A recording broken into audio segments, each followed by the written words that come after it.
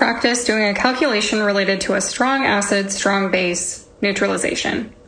So this is a titration calculation, and we're going to use stoichiometry to determine the concentration of the strong acid in this case. So the question asks, if 50 milliliters of hydrochloric acid neutralizes 65 milliliters of 0.375 molar sodium hydroxide, what is the concentration of the hydrochloric acid? And so this is how our equation is written out, and it's fully balanced. But let's remember that if we remove the spectator ions, this equation can just be written as H plus OH minus gives us water. And that's true for any strong acid, strong base reaction. We'll go through here and we'll do some stoichiometry to get from the volume of the sodium hydroxide to the concentration of hydrochloric acid. And we'll do that by going between the moles of NaOH and going to the moles of HCl. So let's start off with our volume of NaOH. We have 65.0 milliliters of NaOH, and let's get that into liters. So we know that 1,000 milliliters will give us 1 liter, and we know our concentration is in units of moles per liter, so that's why we needed to convert, and we'll have 0.375 moles per liter. Now, using the stoichiometry process here, we'll go back to our equation and look at our mole ratio. Since our equation is fully balanced, we know it's 1:1. So we're going from 1 mole of NaOH, or OH minus, to 1 mole of HCl, or H3O plus. And if we calculate through, that will give us our moles of HCl.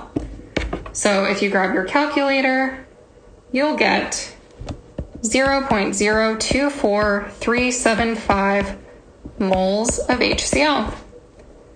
And now to get our concentration, we'll need to get this into units of moles per liter, or molarity. And we're given our volume, and so we'll just do a quick conversion here. So 50 milliliters, we're going to divide by 1,000 milliliters to get into units of liters. We'll get 0.050 liters. So we'll include that in our denominator for this calculation, and that gets us to our concentration of 0.4875 molar HCl. Now, sometimes you're taught that you can just use the dilution formula, which is M1V1 equals M2V2.